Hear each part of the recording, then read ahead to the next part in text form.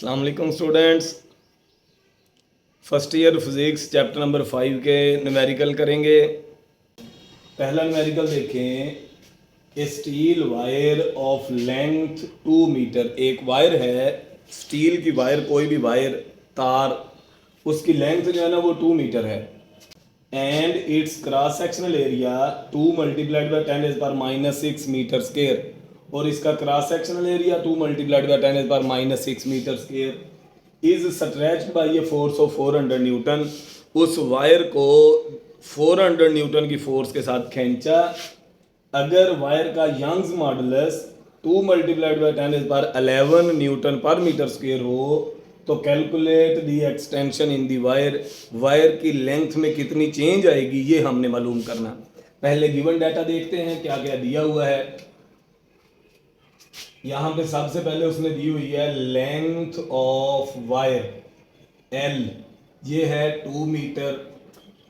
इसके बाद cross sectional area दिया हुआ है, क्रॉस सेक्शनल एरिया A, ये कितना है 2 मल्टीप्लाइड बाई 10⁻⁻6 मीटर स्क्वायर। अगर ये वाली कोई वायर हो तो ये वाला जो एरिया होता है ना, इसको कहते हैं cross sectional area. Stretched by a force of 400 Newton. Force कितनी बताई हुई है? फोर्स बताई हुई है 400 न्यूटन। अगर वायर का यंग मॉडुलस इतना हो, यंग्स मॉडुलस ये कितना है 2 multiplied by 10⁻11 newton per metre square. Calculate the extension, change in length हमने मालूम करनी, चेंज इन लेंथ ये मालूम करनी है। फार्मूला क्या है? यंग्स मॉडुलस का फार्मूला हमने पढ़ा हुआ है, Young's modulus is equal to force per unit area change in length over original length. ये हमारे पास जो है ना वो इसका फार्मूला है यंग्स मॉडुलस का। इसमें से हमने ये डेल्टा एल मालूम करना है। डेल्टा एल इधर ले जाएं, वाई इधर ले जाएं, तो डेल्टा एल बनेगा एफ एल ओवर ए वाई। इसमें वैल्यूज पुट करेंगे। एफ कितना है? एफ ये है 400, एल कितना है? ये है 2 ओवर ए कितना है 2 मल्टीप्लाइड बाई 10⁻⁻6। यंग्स मॉडुलस कितना है? ये है 2 मल्टीप्लाइड बाई 10⁻11। इस सारे पे जब हम फार्मूला लगाएंगे तो डेल्टा एल की वैल्यू कितनी आएगी? ये वाला 2 इस वाले 2 से कट कर दें, ये वाला 2 इसके साथ यहाँ पे आ जाएगा 200। इसका मतलब ये 200 यहाँ आ गया 200 मल्टीप्लाइड बाई 10⁻⁻6 प्लस 11, तो ये +5 ऊपर चला जाएगा तो -5 हो जाएगा, -5 मीटर। आप इसको लिख सकते हो delta L is equal to 2 multiplied by 10⁻³ metre या 0.002 मीटर। ये हमारे पास इसका आंसर है। इससे अगले न्यूमेरिकल पे चलते हैं। ए spring with spring constant 200 newton per metre. ये जो इसने वैल्यू दी हुई है ना, ये स्प्रिंग कांस्टेंट की दी हुई है। लिख लेते हैं स्प्रिंग कांस्टेंट, यानी एक स्प्रिंग है, उसका स्प्रिंग कांस्टेंट जो है वो है 200 newton per metre. Is stretched by 0.5 metre, यानी स्प्रिंग को ऐसे खींचा, कितना खींचा? 0.5 मीटर तक। तो हमने एक्सटेंशन कितनी दी है उसे? एक्सटेंशन जो है इसको एक्स से जाहिर करेंगे और ये है 0.5 metre. Find elastic potential energy, मालूम करनी है इलास्टिक पोटेंशियल एनर्जी, ये हमने मालूम करनी है। तो जो पोटेंशियल एनर्जी का फार्मूला है वो है इलास्टिक पोटेंशियल एनर्जी का फार्मूला। इलास्टिक पोटेंशियल एनर्जी होती है 1/2 kx², ये फार्मूला है। तो पोटेंशियल एनर्जी बनी 1/2 k कितना है 200, x कितना है 0.5 और इसके ऊपर लगा लेते हैं स्क्वायर, तो ये 2 इससे कट किया, ये आ गया 100। तो इलास्टिक पोटेंशियल एनर्जी, ये जो पोटेंशियल एनर्जी है ना ये इलास्टिक है, इज इक्वल टू 0.5 का स्क्वायर बनेगा 0.25 उसको जब हम 100 से मल्टीप्लाई करेंगे तो ये 25 जूल, ये हमारे पास जो है वो इसका आंसर आ जाएगा। तीसरा न्यूमेरिकल देखते हैं। A copper wire of length 3 metre, एक कॉपर वायर जो है उसकी लेंथ बताई हुई है, हम यहाँ पे लिखेंगे लेंथ ऑफ वायर, ये कितनी है, ये है 3 metre, and cross sectional area 1 multiplied by 10 raise power -6 metre square, ये इसका एरिया बताया हुआ है 1 multiplied by 10 raise power -6 metre square. Cross sectional area ये वाली साइड का एरिया होता है, ठीक है। किसी वायर को जो ऐसे ये वाली साइड का एरिया बनेगा, इसको हम कहते हैं cross sectional area. 1 multiplied by 10 raise power -6 metre square is subjected, उसके ऊपर लगाई गई a force of 500 newton. Force कितनी लगाई गई है, force F is equal to 500 newton. Calculate the stress and strain, एक आपने मालूम करनी है स्ट्रेस, एक स्ट्रेस मालूम करनी है, और दूसरी चीज़ जो मालूम करनी है वो है स्ट्रेन। स्ट्रेस को आमतौर पर इस वाले साइन से ज़ाहिर कर दिया जाता है और स्ट्रेन को ये वाली अलामत से ज़ाहिर कर देते हैं, ठीक है। अब ये वाली दो चीज़ें जो है ना ये हमने मालूम करनी है। हल करना शुरू करते हैं। हमें पता है स्ट्रेस बराबर होती है force per unit area, force per unit area, यानी स्ट्रेस बनी, stress is equal to force कितनी है 500, फोर्स जो है ना वो 500 है, और area 1 multiplied by 10 raise power -6। अब इस पे कैलकुलेटर लगाएं तो जो आंसर आएगा वो आएगा 5 मल्टीप्लाइड बाय 10 रेज़ पावर 1 2 और ये वाला 6, ये बन जाएगा 10 raise power Newton per metre square. ये हमारे पास जो है वो इसकी स्ट्रेस बन जाएगी 5 multiplied by 10 raise power 8 Newton per metre square. इसके बाद मालूम करनी है स्ट्रेन। स्ट्रेन के लिए फार्मूला लगाएंगे, ये एक चीज़ थी, ये दूसरी। स्ट्रेन के लिए फार्मूला लगाएंगे, यंग्स मॉडुलस होता है स्ट्रेस डिवाइडेड बाय स्ट्रेन। तो ये वाली स्ट्रेन इधर वाली साइड पे ले जाएं, यंग्स मॉडुलस इधर ले जाएं, तो स्ट्रेन आ जाएगी stress divided by Young's modulus.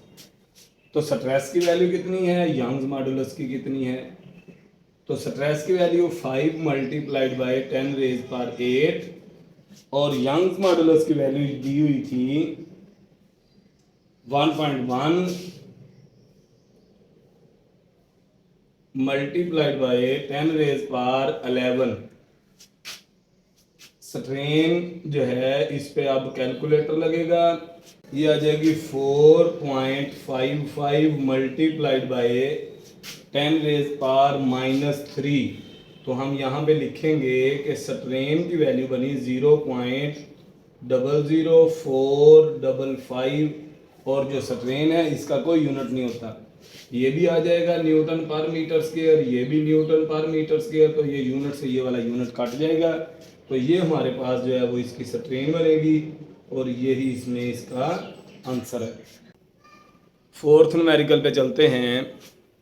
Statement देखें, ए ब्लॉक ऑफ वुड, लकड़ी का एक ब्लॉक है, ऑफ मास 10 किलोग्राम, उसका मास जो है, मास जो ब्लॉक का है ये है 10 kilogram, and density 600 kilogram per cubic metre.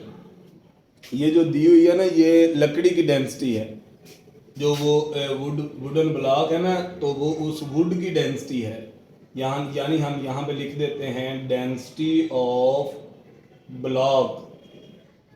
Block की डेंसिटी कितनी है, ये है 600 kilogram per cubic metre. Is floating in water, पानी के ऊपर जो है ना ये तैर रही है। जिसकी डेंसिटी पानी से थोड़ी होगी वो पानी के ऊपर तैरेगा, जिसकी डेंसिटी पानी से ज़्यादा होगी वो पानी के अंदर डूब जाएगा। Calculate the बायोंट force acting on the block, block के ऊपर जो नीचे से बायंसी की फोर्स लगती है वो कितनी बनेगी। ठीक है, बायोंट फोर्स हमने ये मालूम करनी है। तो इसके लिए वाटर की उसने डेंसिटी दी हुई है, डेंसिटी ऑफ वाटर, इसको हम डी से रिप्रेजेंट कर देते हैं, 1000 किलोग्राम पर क्यूबिक मीटर। उसने कहा कि बायोंट फोर्स हमने बतानी है। जो बायोंट फोर्स है ये वो वाली फोर्स है जो नीचे से ऊपर की तरफ लगेगी। अर्शमीदस प्रिंसिपल जो है ना वो भी इसकी बेस है। जो प्रिंसिपल ऑफ फ्लोटेशन है वो भी यही है। वो क्या कहता है, जब कोई चीज़ पानी के ऊपर तैर रही होगी तो जो नीचे से पानी ऊपर की तरफ फोर्स लगाएगा वो उतनी ही होगी जितना उस वाले बॉडी का वेट है। यानी जितना उस ऑब्जेक्ट ने, अगर पानी जो है उस कोई चीज़ पानी के ऊपर तैर रही है, जब वो पानी के ऊपर तैरेगी जितना उसका नीचे की तरफ फोर्स लग रही है उतना वाटर डिस्प्लेस होगा और उतनी ही नीचे से ऊपर की तरफ आप थ्रस्ट फोर्स लगेगी। तो इसके लिए जो मेरे पास फार्मूला बनता है, अब इसमें सिंपल हमने जो है वो हल करने के लिए यहाँ पे सिंपल हमने फोर्स के लिए उसका जो वेट है वो वाला फार्मूला लगा देना है। ठीक है ना, या रो जी वी ये वाला फार्मूला लगाएं। तो रो जी वी जो ये वाला फार्मूला है, रो जी वी, तो रो डेंसिटी है, डेंसिटी होती है मास पर यूनिट वॉल्यूम। तो ये वॉल्यूम इसे काट जाएगा, वही एम जी वाला जो है ना वो फार्मूला बच जाएगा। तो जो असल में इसका फार्मूला है वो जो नीचे की तरफ जब वो जो है ना वो पानी के ऊपर जब हम उसको रखते हैं तो जितना वाटर इधर उधर से डिस्प्लेस होता है इधर उधर, उसके बराबर नीचे से आप थ्रस्ट फोर्स लग जाती है। जब कोई चीज़ पानी के ऊपर तैर रही है तो फिर ये उसके वजन के बराबर होगी। यहाँ पे हमारे पास फार्मूला है F इज इक्वल टू वही एम जी, इसमें वैल्यूज पुट कर दे। एम जो है वो कितना है 10 किलोग्राम, जी कितना है 9.8।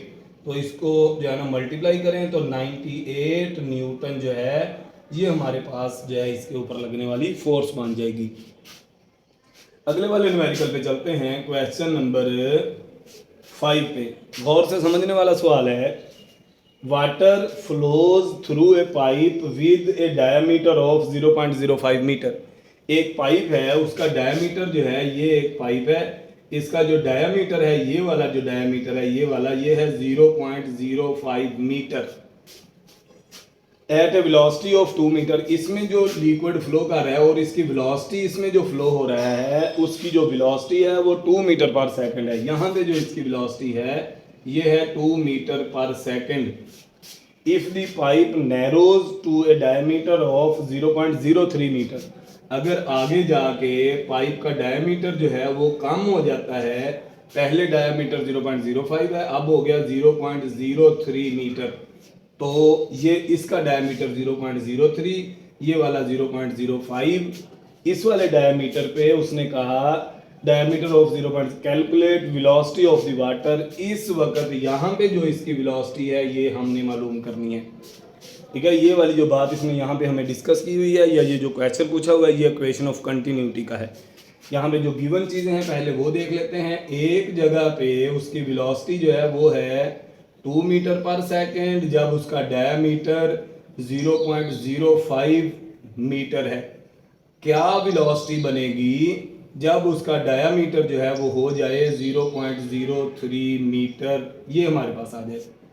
अब ये उसकी कंडीशन है, इस स्टेटमेंट को पढ़ें, ये वाली कंडीशन आसानी से समझ आ जाती है। अब हम इसमें ये देखते हैं कि यहाँ पे फार्मूला इक्वेशन ऑफ कंटिन्यूटी हमने कैसे लगाना है। इक्वेशन ऑफ कंटिन्यूटी का फार्मूला होता है, यहाँ पे लिखता हूँ A1 V1 is equal to A2 V2, ये फार्मूला है।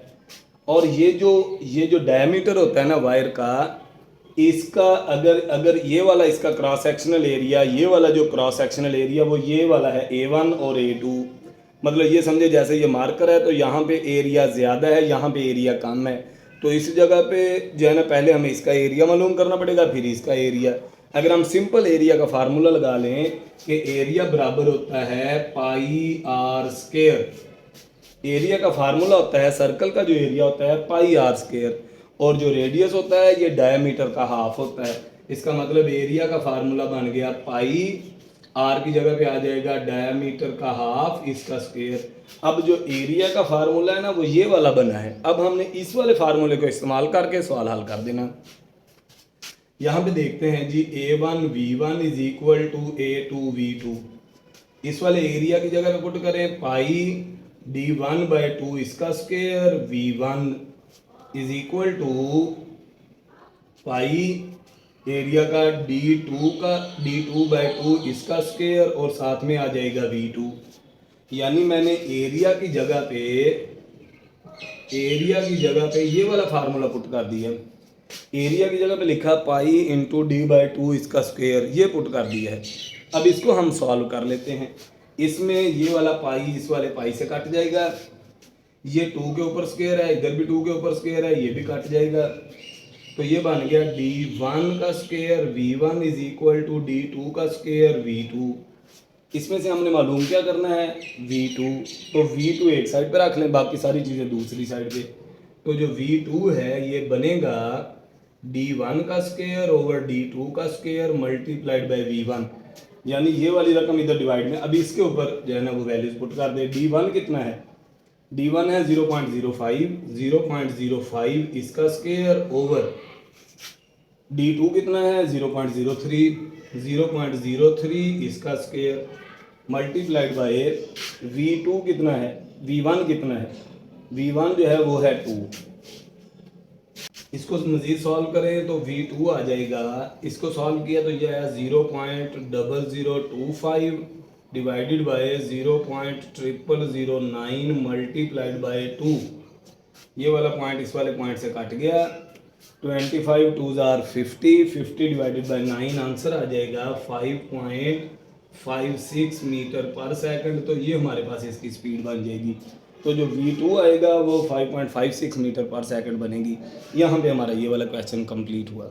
छठे न्यूमेरिकल पे चलते हैं, गौर करें। Water flows through a pipe with a velocity of 3 metre per second. एक पाइप से वाटर जो है वो 3 मीटर पर सेकंड की स्पीड से फ्लो कर रहा है। एंड प्रेशर, और प्रेशर जो है वो दिया हुआ है 2 लाख पास्कल, मतलब इसको 2 मल्टीप्लाइड बाय 10⁵ पास्कल कर लें। एट पॉइंट 1 एक पॉइंट पे, ठीक है। यहाँ पे हम इसकी वैल्यूज लिख लेते हैं। यहाँ पे लिख लेते हैं एट पॉइंट 1 वाले पॉइंट पे जो V1 है वो है 3 मीटर पर सेकंड, और जो प्रेशर P1 है ये है 2 लाख। इसको बेसिकली 2 मल्टीप्लाइड बाय 10⁵ पास्कल लिखना चाहिए। और एट पॉइंट 2 दूसरे वाले पॉइंट पे यहाँ पे लिख लेते हैं पॉइंट 2। दूसरे वाले पॉइंट पर द प्रेशर डिक्रीजेज, प्रेशर कम हो गया। P2 कितना हो गया, एटमॉस्फेरिक प्रेशर वैसे ही इतना है, ये याद भी रख लें 101,300 पास्कल। एंड वेलोसिटी इंक्रीजेज, और वेलोसिटी इंक्रीज हो जाएगी 214 metre per second. Calculate the velocity of water exiting the nozzle, nozzle में से जिस स्पीड के साथ निकल रही है वो वाली स्पीड हमने मालूम करनी। अगर उसने यहाँ पे ये 14 बता दिया हो फिर हमारा सवाल जो है ना ये ख़त्म हो जाता है। उसने कहा उधर से निकलते हुए की वेलोसिटी बताएं, तो ये बेसिकली ये वाली अगर उसने कोई वेलोसिटी बताई हुई है तो फिर ये वही वेलोसिटी है। मतलब यहाँ पे इससे प्रिंटिंग मिस्टेक है, यहाँ पे इसकी कोई वेलोसिटी जो है वो इसने नहीं बतानी थी। अच्छा, इसके बाद डेंसिटी वाटर की हमें पहले से पता है, वो होती है 1000 किलोग्राम पर मीटर क्यूब, ये इसकी डेंसिटी है। ठीक है, अगर हमारे पास एक पाइप हो इस तरह की, जैसी इसने कंडीशन दी हुई है ना, ये एक पाइप है, ऐसे इस तरह से कोई पाइप है, और ये ज़मीन है अर्थ, तो ज़मीन से इसकी जो हाइट है पानी की वो बराबर है। यानी अगर ये वाली सारा वाला पॉइंट जो है वो पॉइंट 1 हो उसका, और ये वाला सारा पॉइंट जो है इसको हम नाम दें पॉइंट 2, तो इस वाले पॉइंट पे जो सिचुएशंस हैं वो 1 वाली ये वाली, इस वाले पॉइंट पे जो सिचुएशंस बनेंगी वो ये वाली। लेकिन एक बात है, जो हाइट ये वाली है h1 और ये वाली हाइट, ये दोनों हाइट जो है वो क्या होंगी, बराबर होंगी। तो इस वजह से जो बर्नौली इक्वेशन है उसमें जो हाइट वाली टर्म है ना वो वाली टर्म वहाँ से ख़त्म हो जाएगी। हल करना शुरू करते हैं। फार्मूला लिखते हैं P1 प्लस 1/2 रो V1 का स्क्वायर इज इक्वल टू, होना तो चाहिए P1 plus 1/2 rho V1 plus rho GH1 is equal to P2 plus 1/2 rho V2 का स्क्वायर प्लस रो GH2, ये वाला फार्मूला होना चाहिए। लेकिन हाइट दोनों की बराबर है, ये वाली टर्म यहाँ से ख़त्म हो जाएगी और हमने सिर्फ ये वाला V2 जो है ना ये मालूम करना है। ये वाला P2 इधर ले आए तो 1/2 रो V2 का square is equal to P1 minus P2 ये वाला प्लस 1/2 रो V1 का स्क्वायर। ये हमारे पास जो है वो फार्मूला है जिसको हमने आगे सॉल्व करना है। ये वाला 1/2 वैसे ही डेंसिटी जो है वो वाटर की 1000 है, V2 का square is equal to P1 जो है वो कितना है, वो है 2 लाख माइनस ये वाला जो है वो 101,300 प्लस 1/2 रो की जगह पे पुट करें 1000 और V1 की जगह पे पुट करें 3, तो 3 का स्क्वायर डायरेक्ट लिख देते हैं, वो 9 आ जाएगा। ठीक है, अब जो कट होते हैं वो कट कर दें, ये इससे कट होके 500 आ जाएगा, ये इससे कट होके 500 आ जाएगा, तो 500 V2 का स्क्वायर इज इक्वल टू इस वाली रकम में से ये वाली रकम जो है इसको माइनस करें 98700, इस वाली रकम में से ये माइनस की ये वाली आई प्लस 500 ये वाला, 500 को 9 से मल्टीप्लाई करेंगे 9 5 4500 ये वाला आ जाएगा। ठीक है, ये और इसके बाद 500 इधर डिवाइड में लेके जाना पड़ेगा। 500 V2 का स्क्वायर इज इक्वल टू, इन दोनों को प्लस करने पे क्या वैल्यू आती है, यहाँ पे आ जाएगा 0, ये भी 0, 752,843,9 प्लस 1 10 ये वाली वैल्यू आ गई। दोनों साइड को 500 पे डिवाइड कर दें, इधर भी और इधर भी, तो V2 का जो स्क्वायर है वो कितना बनेगा, ये कट गया, V2 का स्क्वायर बनेगा 206.4, इधर भी स्क्वायर रूट ले लें, इधर भी स्क्वायर रूट ले लें, तो V2 जो है इसकी वैल्यू है 14.37 मीटर पर सेकंड। ये हमारे पास इसका आंसर आ जाएगा। इसने ये वाली जो बताई हुई थी ना वो तकरीबन यही वाली बताई हुई थी, जहाँ से इसने ये जो है वो मालूम करने का कहना था वो उसने बता दी, इस वजह से वो बाद में स्टेटमेंट भी पूरी कर दी। ये बुक से मिस्टेक है, वो अगली मरतबा शायद जो प्रिंटिंग वाले ठीक कर दें। ये हमारे पास इसका आंसर है। क्वेश्चन नंबर 7 पे चलते हैं। ए टैंक फील्ड विद वाटर, एक टैंक पानी से भरा हुआ है, जैसे इस तरह कोई टैंक हो और ये पानी से भरा हुआ हो, ऐसे ये इस तरह पानी से भरा हुआ है, has a hole at a depth of 5 metre, और यहाँ से नीचे की तरफ 5 मीटर हाइट पर इसके अंदर यहाँ पे एक छोटा सा होल है। फ्रॉम द सरफेस, सरफेस से calculate the velocity of water, इधर से जो वाटर बाहर निकलेगा आपने उसकी वेलोसिटी जो है ये मालूम करनी है। एक हल करना शुरू किया तो सबसे पहले उसने हमें दी हुई है डेप्थ, इसको आप नाम देंगे h, ये है 5 मीटर, यानी यहाँ से जो डेप्थ बनती है वो 5 मीटर है। फ्रॉम द सरफेस वेलोसिटी आपने फाइंड करनी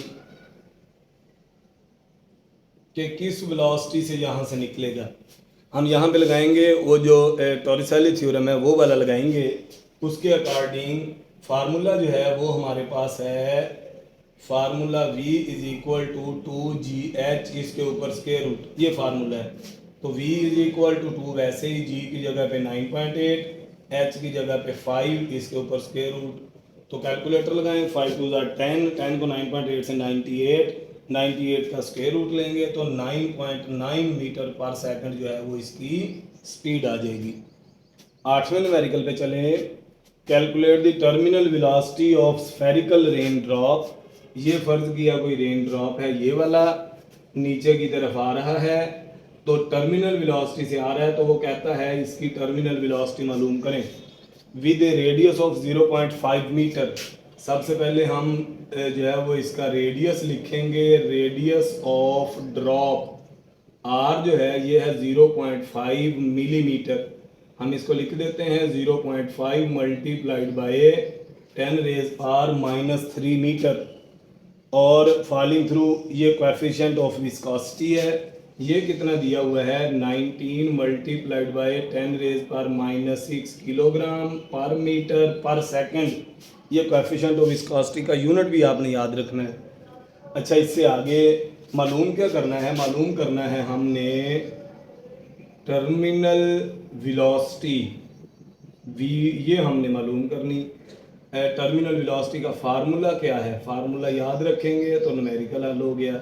टर्मिनल वेलोसिटी 2r² रो जी ओवर 9 ईटा, ये वाला फार्मूले में वैल्यूज पुट करते हैं। टर्मिनल वेलोसिटी आ गई 2, वैसे ही r की जगह पे ये वाला लिखेंगे 0.5 मल्टीप्लाइड बाय 10⁻³ इसका स्क्वायर, ये बन गया 2r²।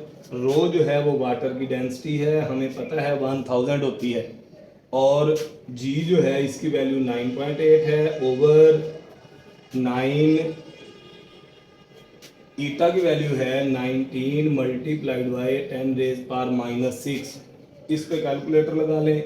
टर्मिनल वेलोसिटी आ गई 1000 को 9.8 से मल्टीप्लाई करेंगे तो ये बन जाएगा 9800। इसको 2 से मल्टीप्लाई करेंगे तो 19600, ये वाला आ जाएगा। मल्टीप्लाइड बाय इसका स्क्वायर लेंगे तो 0.25 मल्टीप्लाइड बाय 10⁻⁻6 ओवर 19 को 19 से मल्टीप्लाई कर दें, 19 आर 171 मल्टीप्लाइड बाय 10⁻⁻6, ये नंबर इससे कट जाएगा। अब इस वाले नंबर को इससे मल्टीप्लाई कर दें, इस पे डिवाइड कर दें, तो टर्मिनल वेलोसिटी की कैलकुलेटर लगा लें, वैल्यू आएगी 28.65 मीटर पर सेकंड। ये हमारे पास इसका आंसर है। इसके साथ न्यूमेरिकल चैप्टर नंबर 5 के कंप्लीट हुए।